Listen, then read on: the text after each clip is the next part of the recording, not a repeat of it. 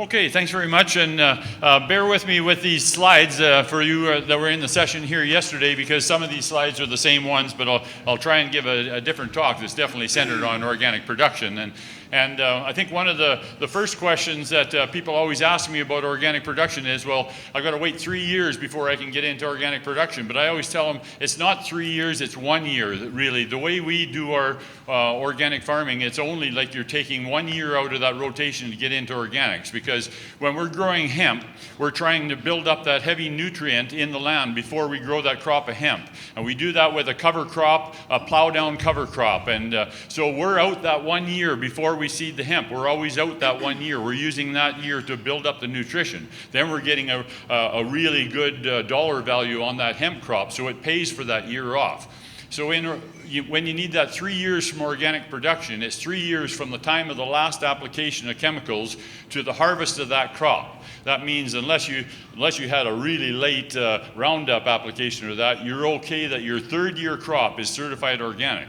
So then your second crop is your plow down crop. So that's like part of our operation anyway. So that's like doing your organic due diligence. So it's just that first year that you're actually out. So I just tell people, why not grow a nice pea crop, get a variety of peas that has really good weed competition and grow that and sell that as conventional. And then the next year do a plow down crop, and then you have your organic hemp crop. So it's not really that hard to get into for anybody that's interested in it. With some of these prices that are going around for organic hemp, it can be pretty enticing to get into it. And we do our seeding usually May 23rd to June 15th is when we like to seed. And we start with our fields that we start around May 23rd. We usually start on fields that are clean of wild oats, because it's the wild oats that seem to give us the biggest problem because they want to be germinating in the spring. And unless they've done their first little germinating, they're still going to want to come up till the first part of June. So on a clean field, we'll start, if it's clean of wild oats, we're usually good on weeds. And we actually like to do 2 workings in the spring, field workings. We used to always just do 1, just at the time of seeding, but we'd always have these rogue weeds that would get by the tillage and want to come up. So, and we find now if we do 1 tillage, say May 15th, to kill all those weeds that are growing first thing in the spring, we activate a few more to grow too, especially wild oats. That 1 tillage gives you some activation. And so that your next tillage that is right before seeding gives you a really clean crop. So, and when the beauty of hemp is, we use July 1st as our last seeding date, so it really gives you an advantage of holding off and seeding later if there are wild oats there. So if it turns out it's a real wet spring, you're going to get still a lot of wild oats germinating when it's really wet. So you want to wait till that's over and get a nice tillage just before you seed and get out there. And so that's the biggest thing you got to fight against. But say you get a big rain after you seed, and the areas that are really wet, it activates some more wild oats going. Well, we'll often go out and till those down and reseed again, and it usually ends up being close to July 1st. But I've never, in the 2 years that I've done that reseeding, it's never been a problem. It's always yielded just as well. They say it yields less seeded later, but I think because you're getting a nice clean crop, that reseeding, that it catches up to the other one. We always harvest it on the same day. Yields about the same. It's just a little bit higher moisture on it when it's coming through the combine. But I really advocate, don't let your wild oat weedy areas get away on you. Get in there and reseed them. And hemp is a perfect crop to be reseeding. We're trying to seed at about 30 pounds to the acre and get it really quite thick. And we're trying to seed with a precision seeder that will seed at a nice 1/2 to 3/4 inch deep with a packer behind it, and that gives the seed a really good jump to get up and go on it, and it really makes a difference for if the plant can get out of the ground as fast as it can. We really like this, and I stole this idea from Ian Cushon there. He had bought an old 5000 air drill and put shovels on it, and he'll do some seeding with that, and so you get the tillage at the same time. But we don't do our seeding with it, but we use it for our tillage just before we seed, so that it's very precise at tillage, really nice and shallow. We put a honeybee dead rod on the last shank so that any of the weeds that haven't fallen over, it drags them, and it also smooths out any grooves that you have from your cultivator shovel. So you get a nice smooth seed bed, and then you get your packers behind firming it down so it doesn't dry out, because it can be a problem with organic tillage just before seeding. If it's fairly dry, you tend to dry out that top surface layer. But I find with using the packers on it that it firms it up just enough to keep it nice and moist. We're also using a seed inoculant on all our hemp. Gets Mike Pro on it. So it's a mycorrhiza, and at the end of the slides I've got some pictures of the inoculant that can go on there. But the Mike Pro makes a lot of fine root hairs on the roots of the hemp, and it helps the hemp in case of a drought. It actually can survive better. It picks up more nutrients, and it seems to just fend off different problems. Like we've had problems with hail, but I think almost all hemp is like that. And that's the beauty of having it seeded nice and thick too, that when it gets hail, those one leads just turn around. It might break that stem right off, but it just turns around and grows right back up. So don't ever worry about if you get hail on a young hemp crop. It'll come back, and the nice thing about it, if you got hail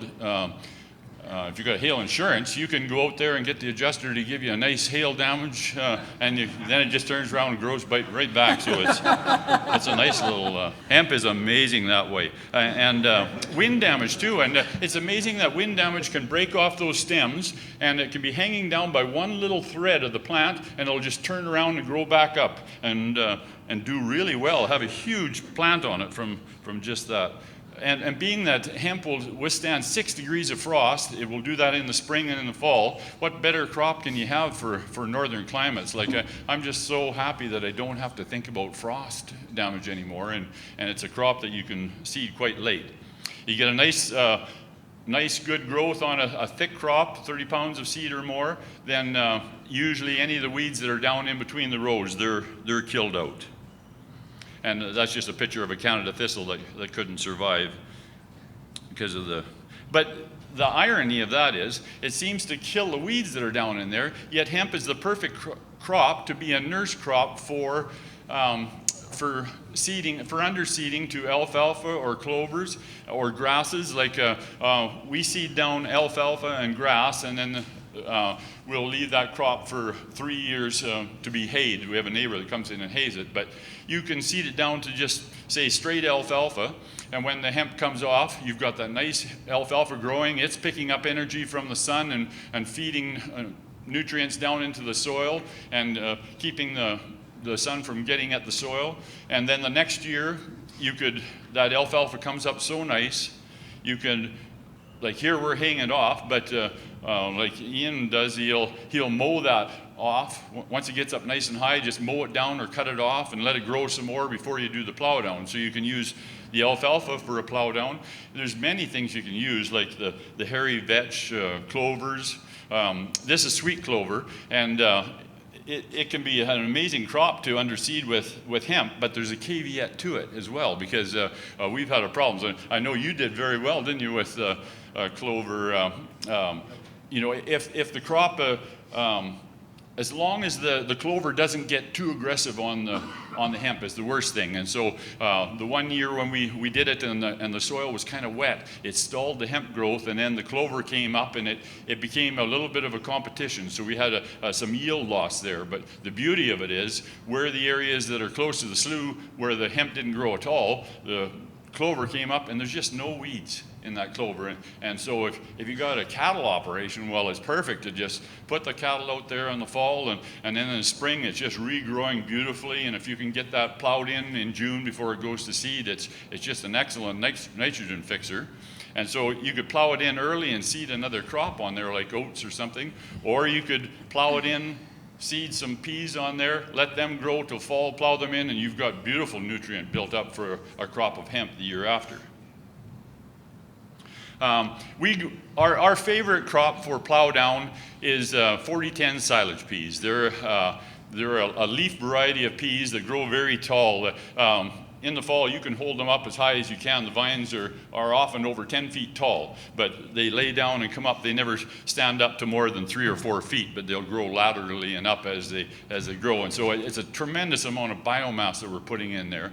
And as long as we're getting really good inoculation with the rhizobium, we're getting excellent fixing of nitrogen. So we generally always have over 100 pounds of available nitrogen to the hemp crop the next year. And that's what the fall soil tests are saying, and usually there's more than that because some of it's still tied up and doesn't show up into the soil tests.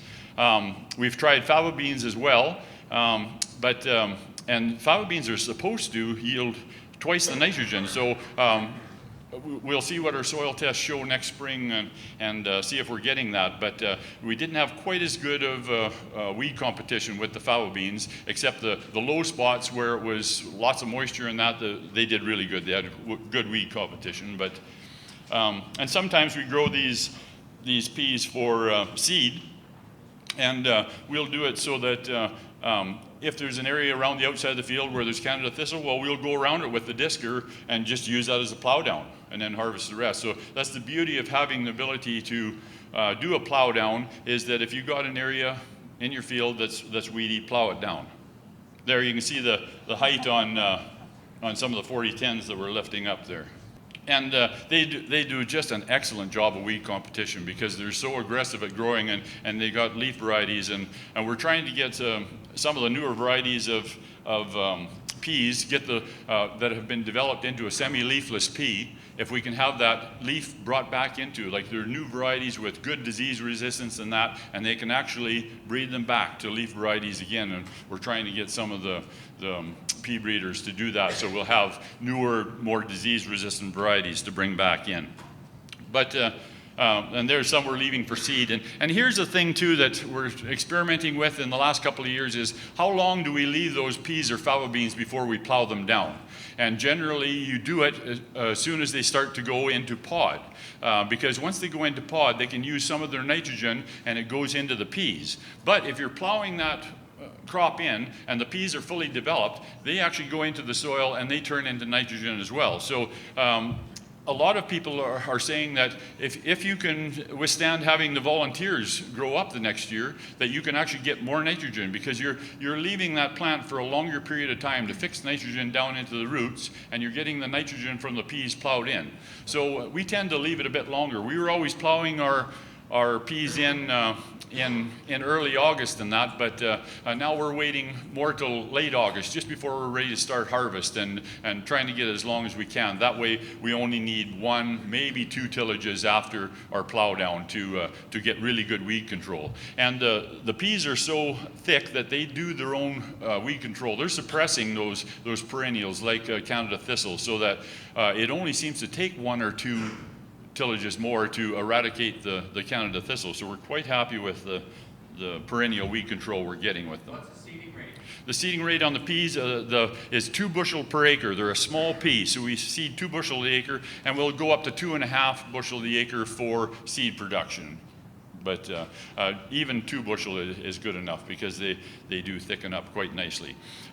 With this new, the same company that makes the Mike Pro, the mycorrhiza, they now make a rhizobium for the peas and fava beans with the mycorrhiza in it as well. So you're getting 2 things. You're getting the rhizobium to fix nitrogen and the mycorrhiza in there. And we just had super inoculation this year.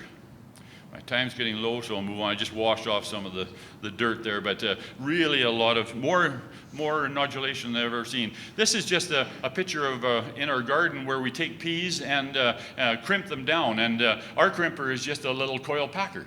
And we do that in the garden so that you don't have to do the tillage all year round, but and we don't have any way to seed into that, but it's just to give you an idea that you could take a plow down crop and just run over it with a coil packer. You have to do it about twice, because it's not as effective as a real crimper, but it is sharp enough on peas to kill those peas. They'll go completely brown after.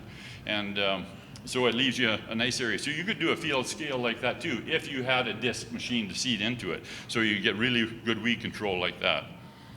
I'm just going to run through these fairly fast. That's for seed production. The disc, one of the you heard me say yesterday too, that one of the nice ways to get rid of hemp stubble in the spring, if you haven't done anything with it in the fall, is to just throw your peas on top of the hemp stubble. You can go over it with your drill and just drop them down on the ground, or broadcast them, however you want to do, and disc them in really deeply. And then if you come along and disc them as deep as you want, but come along about a week later with a heavy harrow and go over it once or twice just to smooth it out and get rid of those little weeds that might grow. And on my heavy harrow, I have some shovels that we put on there. So we call it precision shallow tillage, because those little shovels, they just float along the top of the ground, and they won't go in any deeper than half an inch because they got a blunt front end. So it's a really nice, fast way to kill little weeds just before they come through the ground. There's a picture of the fava beans, and this is fava beans that are in a good area. But you can see some of the fava beans we just plowed in. Wherever they weren't good, we just plowed them in, and where they're in a good area, we leave them for seed, and there'll be because they're growing so good, there's enough nutrient there. We'll grow hemp on this the next year. So we've got an area that's plowed down and an area where we've harvested. There's a picture of compaction there. So that's one of the reasons why you don't want to get on the field too early in the spring, or you're going to have some compaction problems. I probably should be stopping it there. We're just about out of time, eh? That's good. Oh, I just wanted to show you the 2 mycorrhiza inoculants that we're using in case anybody's interested. And we're using the high-speed disc, and the nice thing about high-speed disc, it's got 3 valuable things for an organic producer. You can use it at seeding time as to make a really nice seed bed, especially if you've got a huge amount of growth in the spring and you just want to do one tillage. That Pro-Till kills everything and leaves a nice firm seed bed. It also will disc in all those cover crops that you have, and it'll disc in the hemp stubble. So it's quite an important tool. So this AGTIV is from Quebec, and it's a powdered mycorrhizal inoculant, and that's what we use on the hemp. And they also make the one that has the rhizobium for the peas and fava beans. And we just had excellent inoculation with it this year, whether it was just the year or whether it was the rhizobium or that, but I'm pretty happy with it. Thanks very much.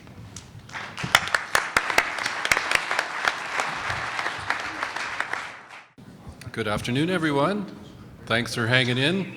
It's been a long day, and I know the adult learning curve, it starts to trend way down at this time of day. So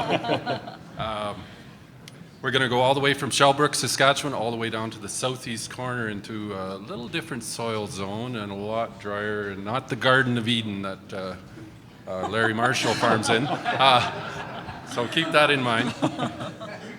Okay, as I said, we're down by Oxbow in 250 kilometers southeast of Regina, about 45 minutes east of Estevan. We're in the thin black soil zone. Most of my core of my farm is clay loam soil.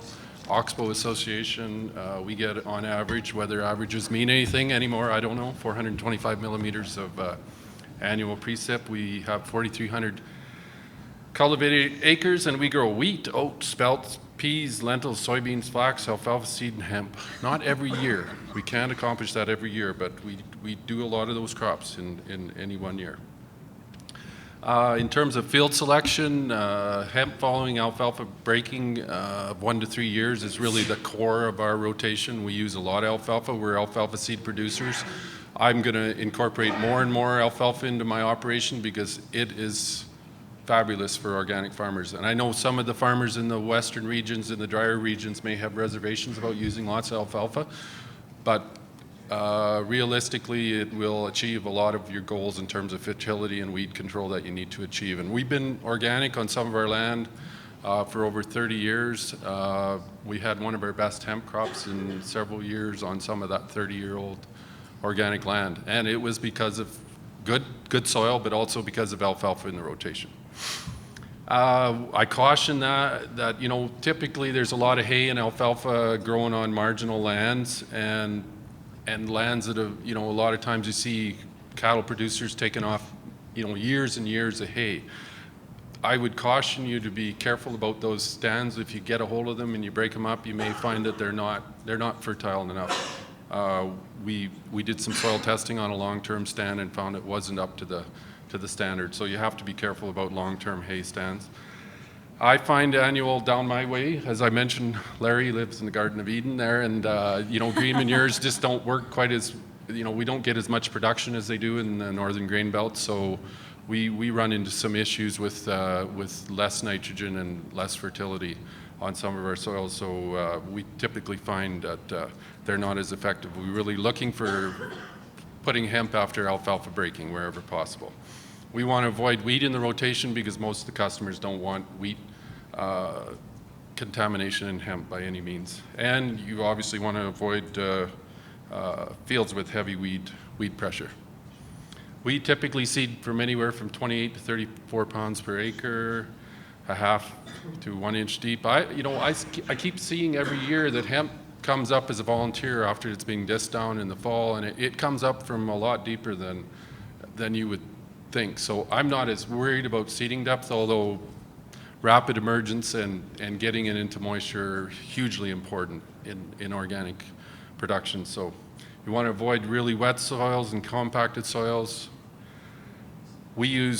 Throughout our whole farm, we use narrow row spacing, 7.2 inches with a 3.5 inch bed. We want as much seed bed utilization, which is practical in any particular seed drill.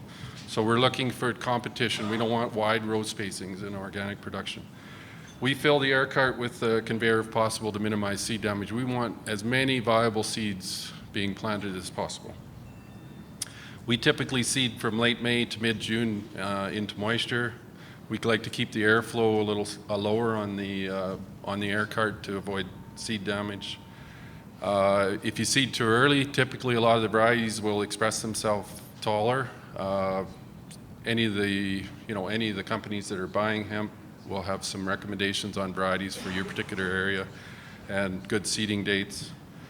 Our primary crop or variety at this point has been CFX1. We're looking at some other varieties. We have grown CRS1 and Finola. Finola we didn't go back to after our first year's experience in 2006. It just was not weed competitive. So we're looking for taller varieties that are more weed competitive. That's our air drill. It's basically a Flexicoil air drill. We do have you can see it's a granular applicator out front, which we use for seeding alfalfa and clover some years. And it's on 7.2 inch spacing. We've got a 9-inch shovel on there, and so you can see my little seed boot. This is pretty old technology. It's been around for a while, but it's really effective at a one-pass seeding operation. So it has a lot of advantages.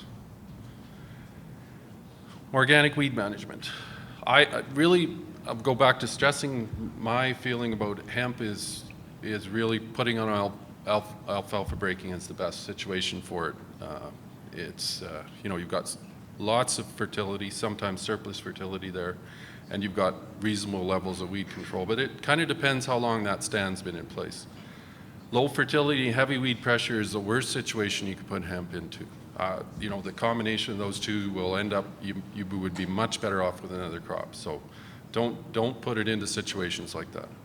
We use 1 to 3 passes of spring tillage to flush the weeds before seeding, and that depends on, a lot of factors. Depends. One field was very clean this year, the other field had a lot of weeds. And we still had a lot of weeds even after seeding and well into June.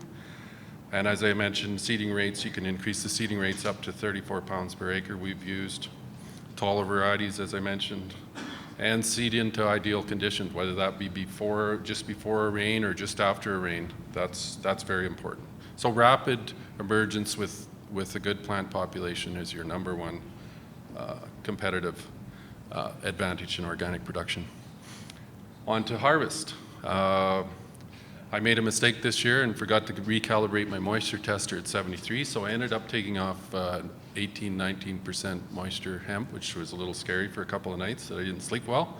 But anyway, moisture contents of 18 to 20% provide the easiest harvest opportunity because you really reduce any of the wrapping problems that occur when you let hemp stalks mature. So we found that harvest has not been our biggest issue. I prefer 16 to 18% because I think the risk of spoilage in the bin or increasing bacterial counts or mold counts increases with higher moisture, but with careful management, it's possible to harvest 18 to 20%. As I mentioned earlier, harvest reduces wrapping problems. shatter loss. It's kind of a bit of a nightmare when you see that big northwest wind come in and you got a field of hemp out there standing in the wind, blowing back and forth. You know, if you go out and have a look, best not to look, but if you do have a look, you'll see quite a bit of seed on the ground.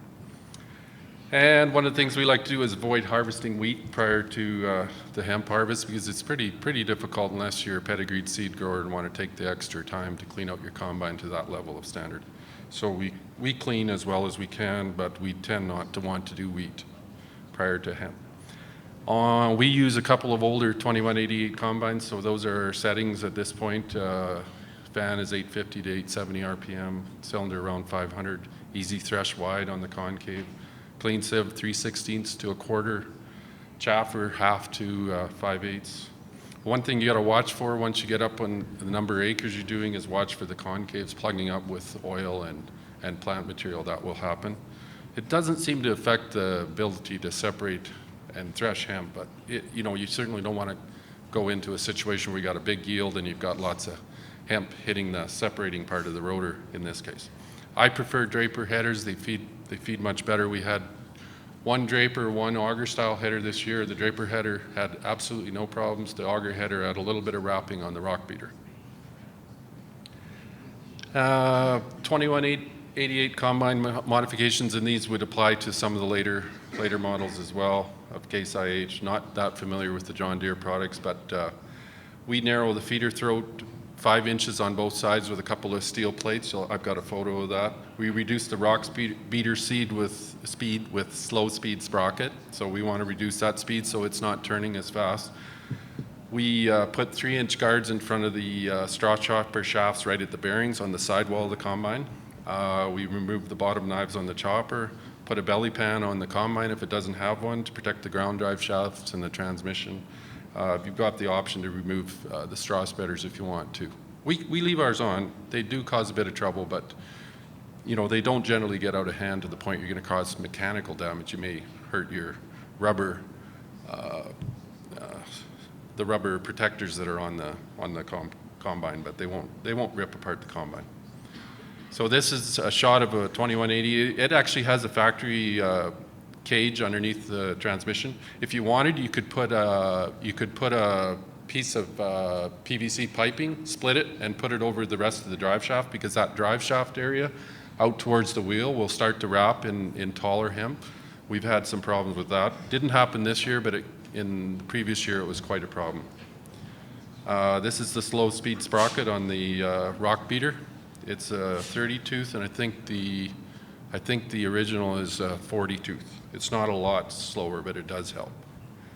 And this, if you look at the feeder throat, and this is on a pickup head, it's not on a straight head. This is in our shop. You can see the additional 5-inch strip just in front of the chains. You want to protect the chains as they come into the feeding sprockets up the top end. So I think that really helps as well. Oh, good. Okay, for storage, we use 3 5,000 bushel hopper bins in a row. We put in about 2,000 to 2,500 bushels per bin. We run the fans immediately as soon as we get that hemp, start getting hemp in there. We run 5 to 7.5 horsepower fans. We use a hot water heat system, a dry air system, which is from the province here, but it's hooked to a 150,000 BTU boiler that we use to heat our shop as well. So we just, in September, we plumbed in a hot water system over to our bin yard. So if you take it off 20% moisture, you got to turn it within a day, basically. We don't always run the heat the first day. We sometimes just run the fans and then switch to heat the following day, but you got to be prepared to turn it very quickly. So within 24 to 48 hours. Depends how much you like your sleep. The wettest area of the bin is where the hopper meets the sidewall, so as the air comes up out of a rocket system, it doesn't reach that critical point right where the hopper angles in. That's the area that always sticks.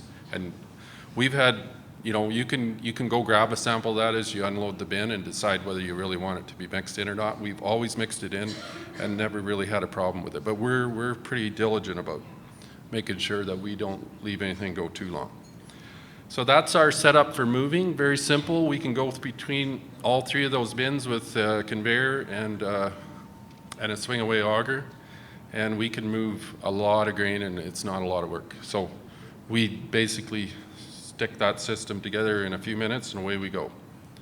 So that's our dry air heat exchanger. Just we ran lines from our shop boiler, as I said, and this thing will raise the ambient temperature typically around 10 degrees Celsius with no problem, off 150,000 bushel or 150,000 BTU boiler, and with a 5 or a 7.5 horsepower fan. So it gives you quite a bit of gain in terms of reducing humidity and increasing.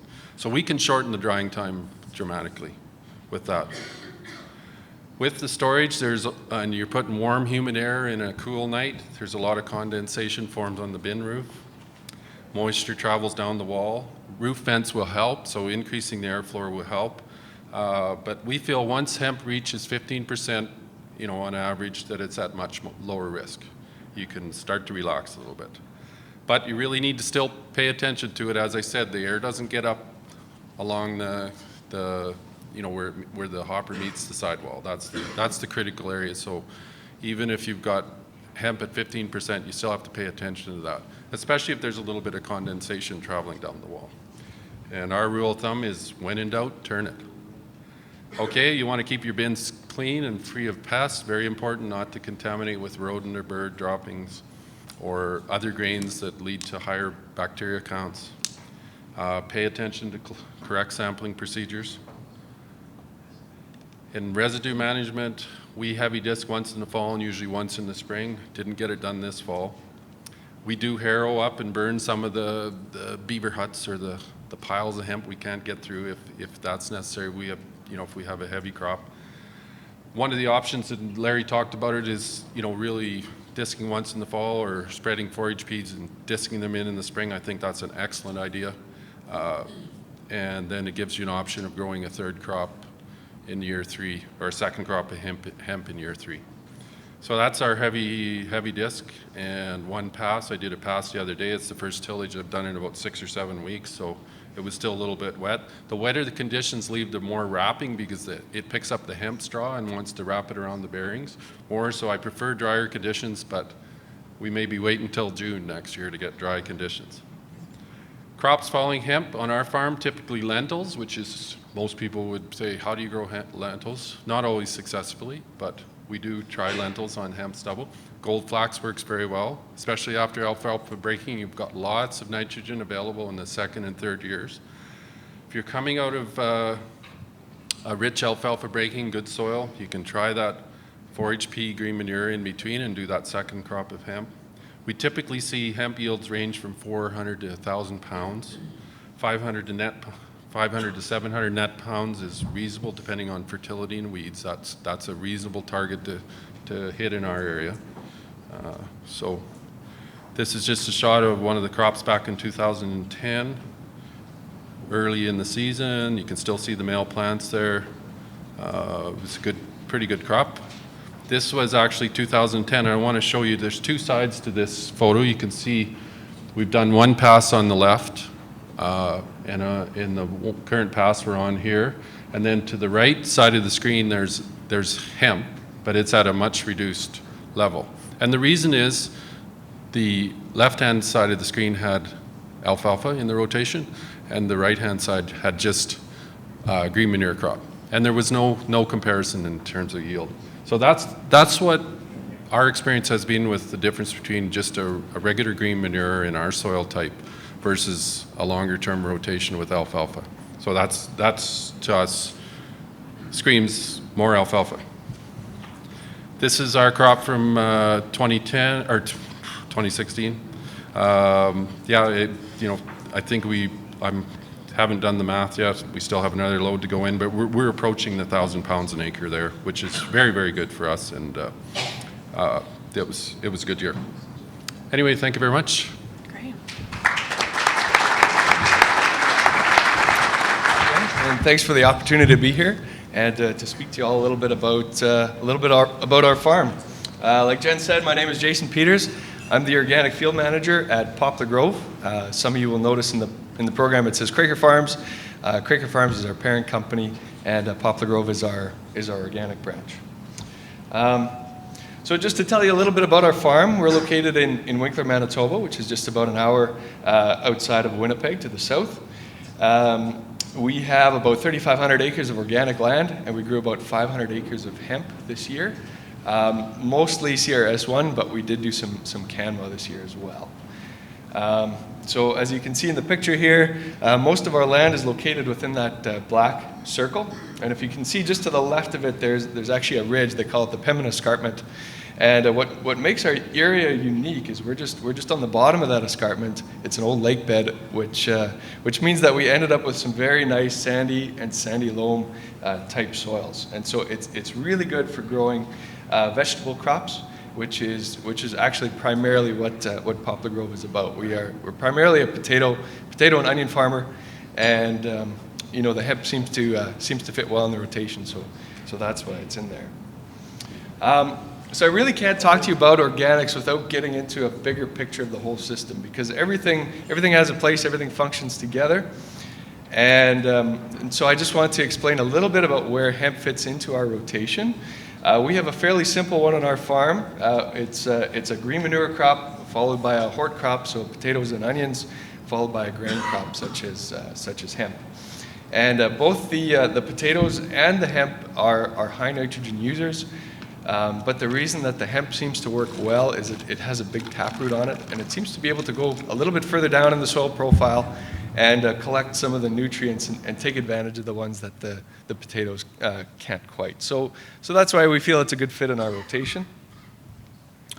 So a little bit about the fertility for the hemp, and it's fertility for the whole rotation essentially. So it's fairly simple. We have two methods. We use green manures, and we use compost as well. So typically in the past we've used a mixture of peas and oats, which we've plowed into the soil in the middle of summer, and then we followed it up with a barley catch crop, just to preserve some of the nutrients that are there, and just to prevent blowing. With our sandy soils, wind erosion is definitely a challenge, and so the barley helps with that. But this year we decided we wanted to try and push the envelope a little bit with our green manure. So we planted a pea oat crop in the spring, plowed it down in the middle of July, and then we opted to go with another mixture in the middle of summer. And that was a soybean, barley, mustard, and tillage radish mixture. And so we let this one grow for about 5 weeks, and we were pleasantly surprised with how well it turned out and how much biomass we actually got out of it. Part of that is probably due to the excess moisture that we had, allowed us to get this second planting done. But it has definitely contributed to the nutrient content of our soil. So here's just a shot of the tillage radish. This was after about 5 weeks of growth as we were taking it down. So we were quite happy with how well it turned out. Like I mentioned before, the second aspect to our fertility is the compost. The green manure tends to take care of the nitrogen and cycle some of the other nutrients. The compost is where we get our phosphorus, potassium, and all of our micronutrients as well. So it really helps to round out the program. And between these two things, we find we have enough fertility to grow a really good potato crop, and I'd say a really good hemp crop as well. So we don't add anything else in between for the next 2 years.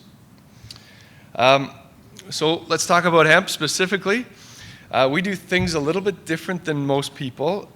We plant our hemp in rows, in 22-inch rows, as opposed to solid seed or narrow spacing like a lot of farmers do. And the reason we like the planter is because it gives us a precision depth control in a lot of ways, and also precision placement of the seed. So you can really nail down your populations. If you're shooting for 250 or 300,000 plants per acre, the planter allows you to get close to those targets. So this is a picture of the spring. Our worker Dave is driving the planter here, and so we typically plant anywhere from the end of May, so the 20th to the 25th, all the way to June 30th is the latest we planted. But typically around the beginning of June is when we like to go in. Here's just a shot of the field after it's come up. This is probably about a week and a half later. The nice thing, or the advantage to planting on 22-inch rows, is that we have the option to cultivate in between, to get rid of the weeds and really give that hemp a chance to get going. when it's still quite young, from emergence to kind of that 6 inches to a foot tall, we find that if we can eliminate that weed competition, we're giving that hemp the best chance to get up above everything and really be the only crop out in the field. So that seems to have worked quite well for us. Here's just another shot of cultivation a little later on in the season. You can go quite late with it if you want. We also experimented this year with a solid seeded field and some in-crop, some in-crop tine harrowing. And we wanted to see, does the hemp stand up well to a light tine harrow? Are we able to get rid of some of the weeds? What does it do to the hemp? And it is possible. You can run it through there. We did have some damage to the hemp, but it wasn't as bad as I thought. It looked pretty ugly behind the tractor as we drove, and it's one of those situations where you drive and you don't look back. And you don't come back to the field for about 2 weeks, and you hope there's still something there. So we tried it. I don't know that we would recommend it as a, I don't think we're going to do it as a practice on our farm, but we wanted to know what it would do. It is possible, but I don't know. I still think that the row crop system is definitely better. We got a drone this spring at the farm, and so we've had a lot of fun flying it around and getting shots of fields and equipment and some of this kind of stuff. So just wanted to share a few aerial shots of this was one of our fields. This is the same field, just the opposite side, just as we've started to combine. So you can see he's taken a few strips off here in the middle. And, okay, I just have a short video to show you. We had a lot of fun. The gentleman in our office that works with all of our media and the drone and all that kind of stuff, his name is Cam, and he puts together these great videos. I don't know if you've seen the one that Waldemar has out there for that shredder. He worked on that as well with our drone, and so we've just had a lot of fun with that this summer. And he put one together for me here for this presentation for the harvest. So we'll see if this works.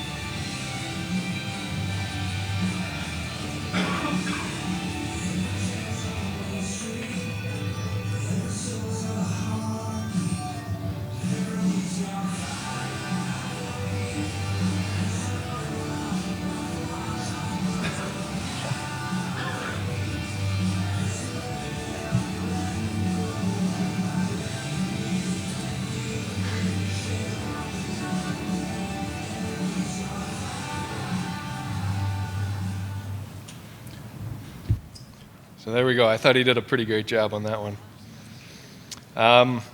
So let's talk a little bit about harvest. As you guys saw in the footage, we use an 8230 case rotary combine with a 35-foot flex draper header. We actually don't own the combine ourselves. We have a gentleman by the name of Larry Nickel that we contract out to combine our 500 acres. And he's been doing this for us for, I think, 5 or 6 years already, and just does a fantastic job.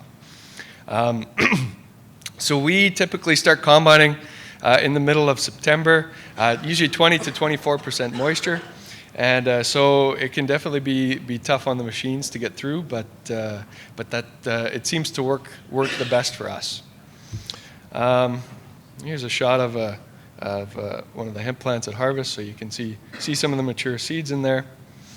One of the challenges we came across last year was drying. Whenever you're trying to put a 20 to 24% moisture product through a dryer, especially hemp, which is very sensitive to to high heat, you have to be very careful, and it can be a slow process. And it definitely was for us last year. We had to run some of our stuff through the dryer twice, and we found that we were cleaning it out quite often. Just just the nature of working with hemp. That's what ended up happening. And so we wanted to see if we could improve that this year, and so we ended up buying a rotary screener, as you guys saw in that video. The goal was to try and clean up our sample a little bit before it went into the dryer, so that hopefully it would speed up the drying process. There'd be a little less clean out and hopefully less issues with storage after we were done. And so you can see here is a sample of the hemp before it goes into the screener. So this is right off the truck, and you can see there's quite a bit of leafy material and stems and a few other things that we wanted to get rid of. So we put it through the screener. And this is just a sample of some of the coarse stuff that would come out. And what actually surprised me was how much fine material we lost with this screener. It had the ability to do both, take the coarse and the fine stuff out. So you can see there's quite a few weed seeds in here, and just small fragments of the hemp plant as well. And we'd start screening about lunchtime, and by the time we got to the end of the day, you stick your hand to this pile and it's hot. Like it's cooking. So we figured we're definitely taking out probably some of the stuff that's going to cause this hemp to heat in the bin, or in storage before it gets into the dryer, and just kind of using it as a bit of a risk management tool, I guess you could say. And here is just a handful of the stuff that's coming out of the screener. So you can see there's still some green stuff, but you don't have any of those big pieces anymore. And your hand is definitely not dirty with any of the small stuff. So that definitely made a big difference on the drying end of things. It sped it up, and there was a lot less clean out. So we were quite happy with how that turned out. And a little bit on residue management. The last couple of years we've been baling off our hemp stubble, but for us that's not really the ideal. We would like to see that hemp stubble incorporated back into the soil. There's a lot of valuable nutrients left behind in that stubble, and so for us the ideal is to get it back in. So we've tried a number of things, from working it to putting it through a silage chopper, and this fall we had the unique opportunity to try a flail shredder that would shred hemp. And when I first heard about this, I got to be honest, I was pretty skeptical, because knowing hemp, it wraps around everything, and I could just picture the disaster of the 2 hours you would spend trying to cut the stuff out of the bottom, and so I was a little skeptical, but Waldemar was gracious enough to bring this shredder out to the farm, and so I left a few acres of standing stubble for him. And we tried it out, and I was actually quite impressed with how well it worked. You can see it, we had some 2.5 to 3 foot tall stubble, and it basically reduced it to almost nothing. So I was quite impressed. We could, depending on what kind of job you wanted to make, you could go anywhere from 3 to 6 miles an hour, and it worked quite well. So I think that's about it. Thank you very much for your attention, and.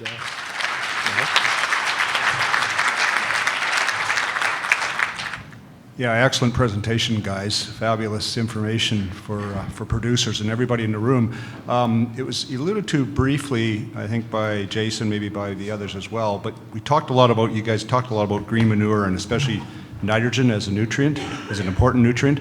Can you make any comment about how you manage other nutrients, especially phosphorus? I think, Jason, you referred to compost, and maybe I missed other points if Ian or Larry did refer to phosphorus, but... No, I didn't refer to the phosphorus at all. And ideally, if you've got the use of manure anywhere around, is the most ideal thing for phosphorus. But we're trying to, because there is a big body of phosphorus in the soil, especially in our soils. And in fact, our sandier lands actually show up really high in phosphorus, because they're acidic enough that it's breaking down that unavailable phosphorus and making it available. So we've got very good phosphorus on our lighter lands. But we don't on our others. So the body of unavailable phosphorus is high there, so we can use Jumpstart, and the use of microorganisms like that are going to be a very popular thing in the future to utilize biological controls and microorganisms, funguses, and all that Jumpstart fungus does is it creates an acidity around the roots so that it's taking up more of the unavailable phosphorus that is there. Yeah, we use alfalfa, as I mentioned, a lot, and I think really what it does is the longer term stands are pulling up phosphorus from nutrients from way down in the soil profile. I mean, we know that alfalfa will root up to 25, 30 feet into the soil, so that's an incredible resource to be cycling in the organic rotations. Wally Ham and Don Rennie, who was, I think, was perhaps at one time the Dean of Agriculture at the U of S. They did some, Wally was telling me recently, they did some initial work on it, and this needs to be confirmed, but in 2 meters of soil, they estimated there was over 300 years of phosphorus available.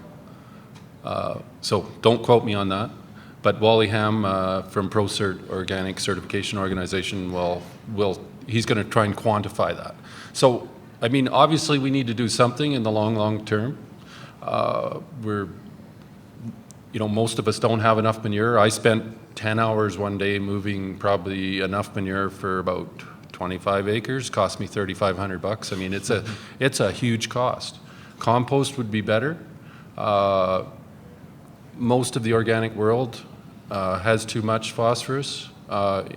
In livestock intensive countries, Ontario, Quebec, Iowa, but in Western Canada, we are going to have a bigger problem dealing with that issue of providing other nutrients because the scale of our production is so large. So how are we going to deal with that in the long run? Who knows? I mean, we're batting around the ideas of, well, what can we do especially for seed-placed phosphorus fertilization, where I think it's critical to get early rapid emergence and to get the plant off to a start so that some of those mycorrhizal fungi can start the process of finding more and more phosphorus. But we know, for example, that soybeans are there's research that shows that, you can apply lots of phosphorus, but the soybean wants to get it from the soil. Now, if you're totally deficient, you're not going to grow very many soybeans, but I mean, that's one of the realities that most of the phosphorus we put on, whether it's non-organic farms or if we use soft rock phosphate on organic farms, it's tied up, it's not available. So the secret is really cycling what's there to begin with on organic farms and then figuring out the longer term solution. So it is a very important issue, and sulfur is an issue, potassium in some soils is an issue, there will be micronutrient issues, but my question is, aren't we all in serious trouble if we don't deal with this phosphorus depletion issue? I mean, we can only mine the easy mineable sources around the world for so long, and then where are we going for phosphorus? It's going to be a big challenge for civilization to move forward on that issue alone. So hopefully we'll have some answers in the shorter and medium term.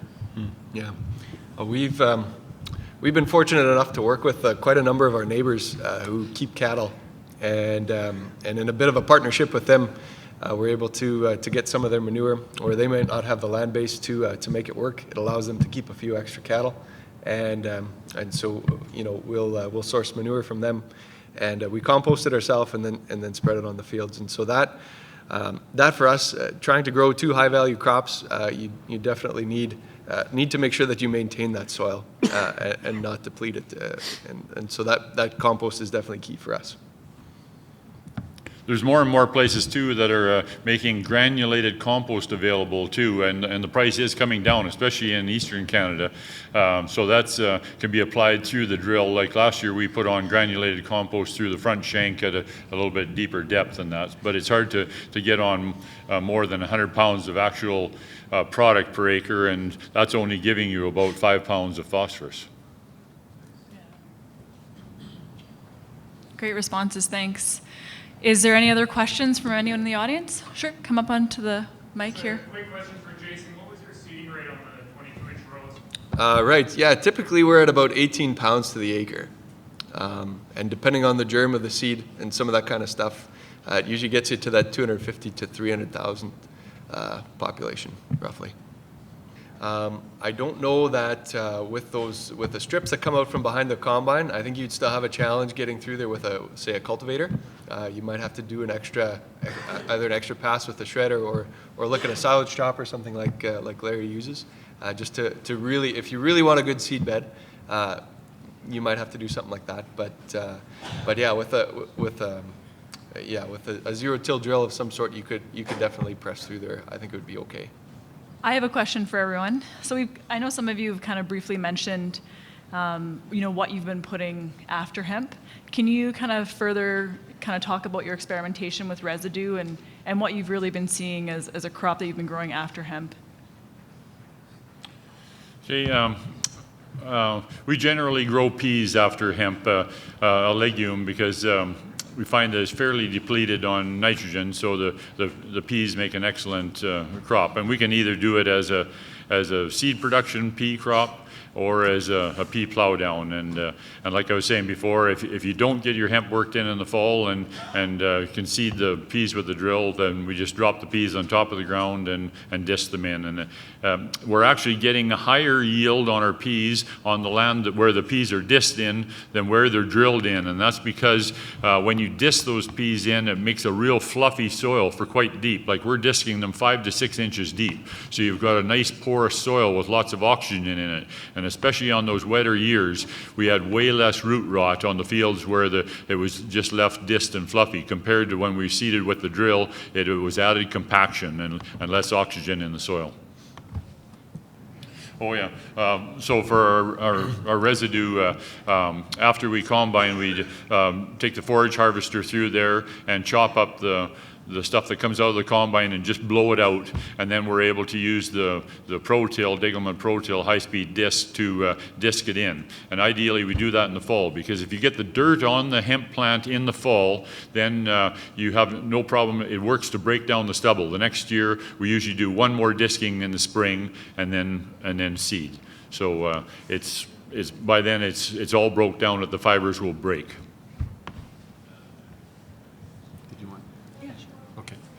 As I mentioned in my presentation, we've tried lentils with some success. A lot depends on the amount of nitrogen that is left from your previous crop, and our best alfalfa stands that have been broken up and seeded to hemp typically have too much nitrogen for lentils and increase the amount of annual weeds that you're going to end up with. So it's a challenge.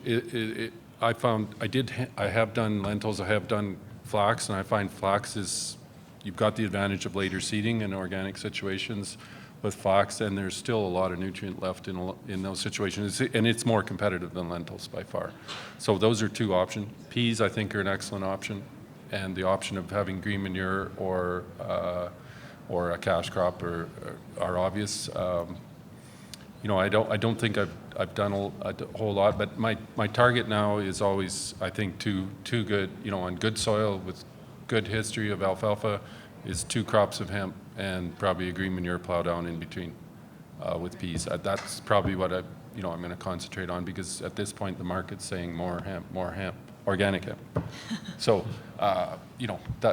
that'll change, and it depends on the particular piece of ground that we're dealing with. And Ian, how often are you putting alfalfa in your rotation? Not often enough. Okay. Yeah. But over the years, we haven't, I've come to sort of this revelation later in life that, alfalfa is my salvation. We now have enough acres that it doesn't matter if we tie up a lot of our acres in alfalfa. And, I typically would want, I think, to have a 3-year stand and then come out of that with a couple of hemp crops and then move on to, some other annual cropping opportunities, be what they may. But so much depends on the year, the weed history, what other factors are coming. But I'm aiming for, significant acres. I would think I'm going to, you know, my goal is probably to tie up 25% of our acres in alfalfa and only take it out every 3 years if that math works. I don't know if it does. But, you know, it's got to be flexible. You got to respond to the conditions. And because we're seed producers, alfalfa seed producers, we've got some options that not everyone has. And,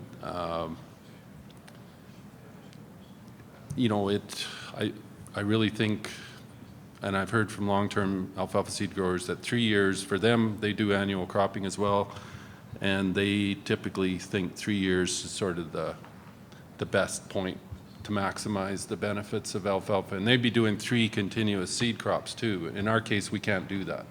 So we take 1 or 2 at the best because of insect pressure. So that's a factor we play with. But I still think, depending on the size of your farm, tying up alfalfa acres versus summer fallow and more, you know, more annual, the benefits of alfalfa longer, it's lower cost and it probably provides better crops farther out. So it's going to pay for itself. After hemp, we typically grow green manure. We have tried other crops. We've done potatoes and edible beans, but some of these more specialty crops, you need to be able to do a little bit of tillage to be able to control the weeds in. And so with hemp residue left behind, it can definitely make it a challenge. I know one of the first years, I've only been with Quakers a short time, about 3 years now, but one of the first years we grew edible beans after hemp, and I made the mistake of taking a rotary hoe into that field, and I think I made it about 2 rounds and the whole thing was just wrapped solid. And so it can definitely be tricky if you're trying to manage some high value crops. So we like to stick to green manure if possible. One more thing, when you're seeding something down with your hemp like alfalfa, and in the spring, a good trick to do, like you want to leave that stubble stand all winter to catch snow because it protects those perennials. But in the spring, that standing stubble, you just flick it and it'll fall over because the microorganisms have breaking it down right at the soil surface. So it breaks off real easy. So go over the land with like a pea roller that just presses it down flat to the ground, or if you don't have a pea roller, just tow a piece of pipe. Just towing a piece of pipe behind a tractor just knocks them all over flat to the ground. And then even if you're using that for a plow down crop later on, what it does is once those stems are down to the ground, the microorganisms from the soil get on them and start to break down. So by the time you're ready for plow down, you can pick up those stems and break them real easy. But if you left them standing, even later on in the summer, you still can't break them apart because the microorganisms haven't got to the stems to break them down. So it really helps. And especially if you're going to be cutting any hay, it's critical that you press those stems down to the ground so that when you're coming along and cutting the hay, it's not getting into your bales.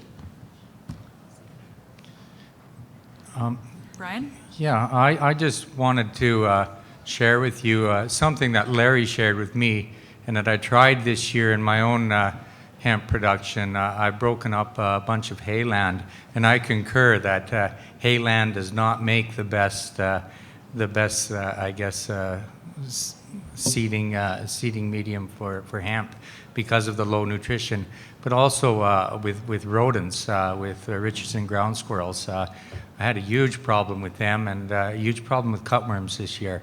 And I've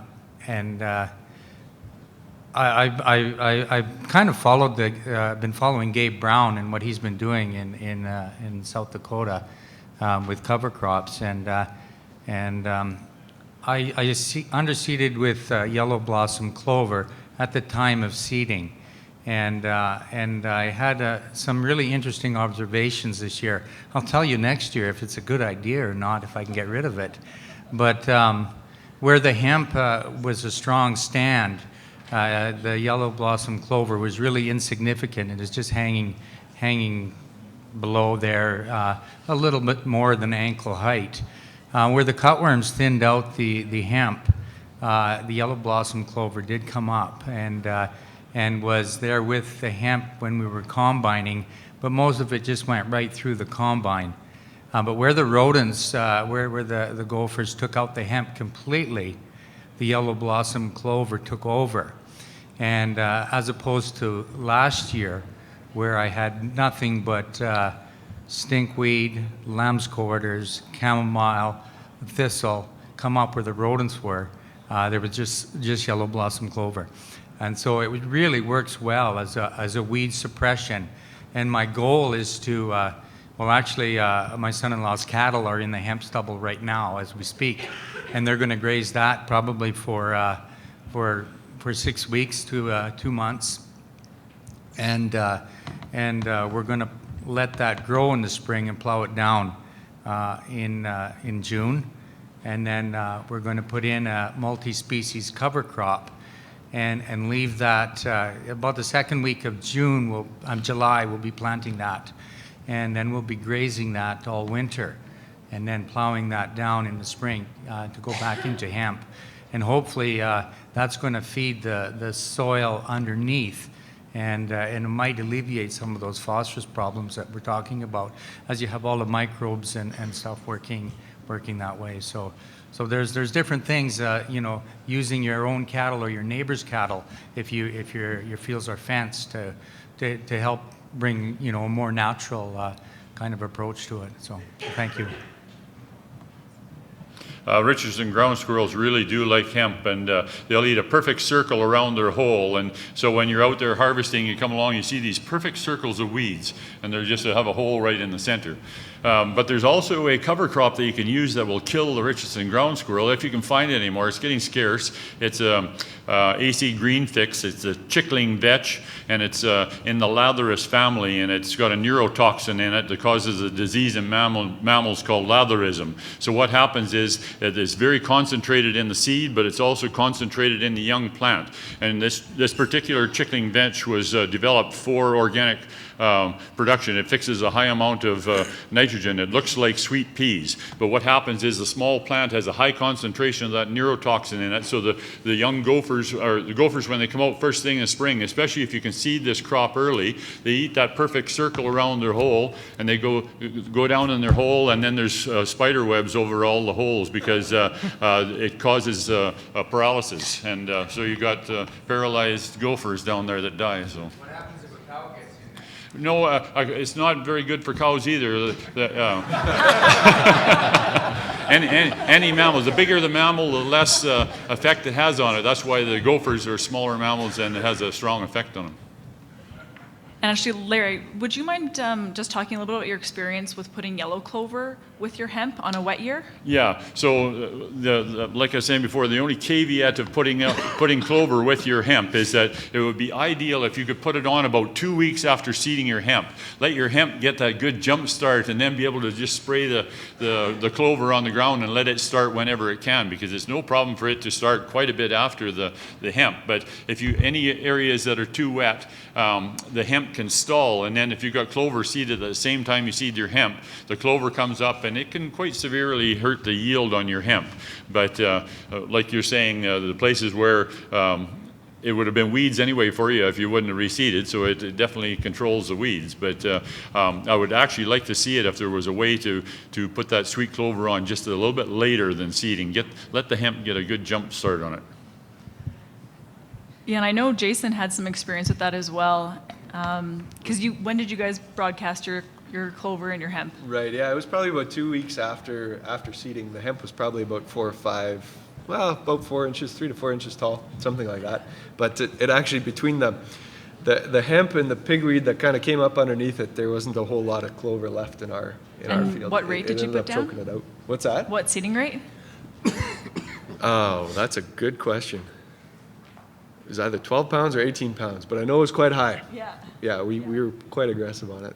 But there are lots of other clovers that you can put in with there that aren't as aggressive. Sweet clover is pretty aggressive. Yeah, and that's the only caution. Just on a wet year, sometimes it can be pretty aggressive. So just something to think about. Sorry, your question? Yeah, have you ever used, guys, or heard about somebody that have used kind of ready cut chopper, fine cut chopper to manage your residue, or you're too worried about what can happen if that passes through?